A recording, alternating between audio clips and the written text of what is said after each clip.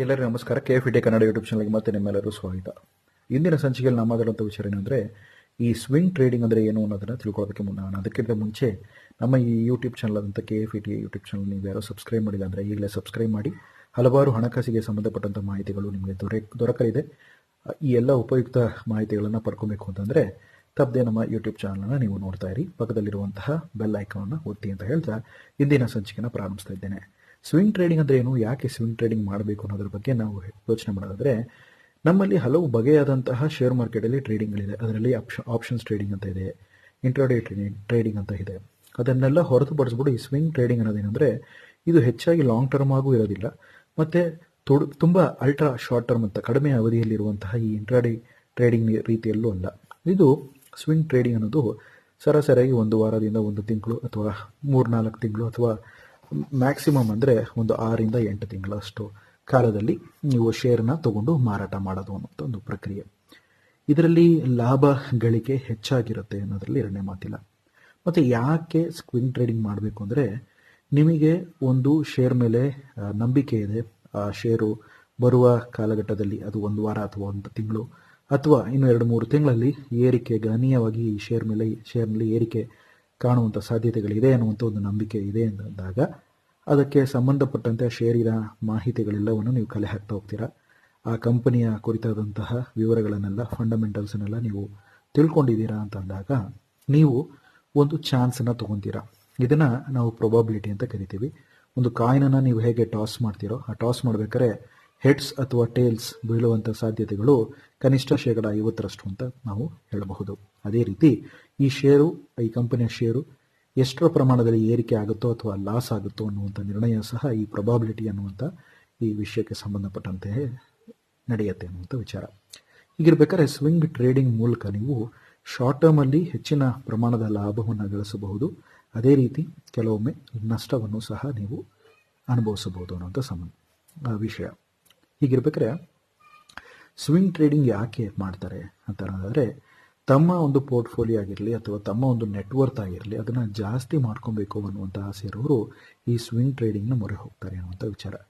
ಮತ್ತೆ ನಾನು ಹೇಳುವಂಥ ಒಂದು ಸಂಗತಿ ಏನು ಅಂದರೆ, ಇದು ಬರೀ ಎಜುಕೇಷನ್ ಪರ್ಪಸ್ಗೋಸ್ಕರ ಮಾಡ್ತಿರುವಂಥ ವಿಡಿಯೋ. ಯಾವುದೇ ರೀತಿಯಾಗಿ ನೀವು ಸ್ವಿಂಗ್ ಟ್ರೇಡಿಂಗ್ ಮಾಡಿ ಅನ್ನುವಂಥ ರೀತಿಯಲ್ಲಿ ಪ್ರಚೋದನೆ ನೀಡುವಂಥ ವಿಡಿಯೋ ಅಲ್ಲ ಇದು. ಆದ್ದರಿಂದ ಈ ಸ್ವಿಂಗ್ ಟ್ರೇಡಿಂಗ್ ಮೂಲಕ ಒಬ್ಬರ ನೆಟ್ವರ್ತನ್ನು ಇನ್ಕ್ರೀಸ್ ಮಾಡ್ಬೋದು. ಕೆಲವರು ಈ ಸ್ವಿಂಗ್ ಟ್ರೇಡಿಂಗನ್ನು ಸಾಲ ಮಾಡೋದರ ಮೂಲಕ ಸಹ ಮಾಡ್ತಾರೆ. ಇದೊಂದು ರೀತಿ ಸ್ಪೆಕ್ಯುಲೇಟಿವ್ ಟ್ರೇಡಿಂಗ್ ಅಂತಲೇ ಹೇಳ್ಬೋದು. ಯಾಕೆಂದರೆ ಇದರಲ್ಲಿ ಸ್ಪೆಕ್ಯುಲೇಷನ್ ಪಾರ್ಟ್ ಜಾಸ್ತಿ ಇರುತ್ತೆ. ಅಂದರೆ ಮುಂದೆ ಮೇಲೋಗುತ್ತಾ ಕೆಳಗೆ ಬೀಳುತ್ತಾ ಅಂತೇಳಿ ಹೇಗೆ ನಾವು ಈ ಜೂಜಲ್ಲಿ ನಾವು ಗಮನಿಸ್ತೀವೋ ಆ ರೀತಿ ಈ ಸ್ವಿಂಗ್ ಟ್ರೇಡಿಂಗ್ನಲ್ಲೂ ಸಹ ಈ ಸ್ಪೆಕ್ಯುಲೇಷನ್ ಅನ್ನೋ ಒಂದು ಎಲಿಮೆಂಟ್ ಇರುತ್ತೆ ಅನ್ನುವಂಥ ವಿಚಾರ. ಹಾಗಿರ್ಬೇಕಾದ್ರೆ ಹಣಕಾಸಿಗೆ ಸಂಬಂಧಪಟ್ಟ ಒಂದು ವಿಷಯವಾಗಿರೋದ್ರಿಂದ ಈ ಒಂದು ವಿಷಯಕ್ಕೆ ಸಂಬಂಧಪಟ್ಟಂತೆ ನೀವು ಅತ್ಯಂತ ಹೆಚ್ಚಿನ ಒಂದು ಗಂಭೀರವನ್ನು ವಹಿಸಬೇಕು ಅನ್ನುವಂಥ ವಿಷಯ.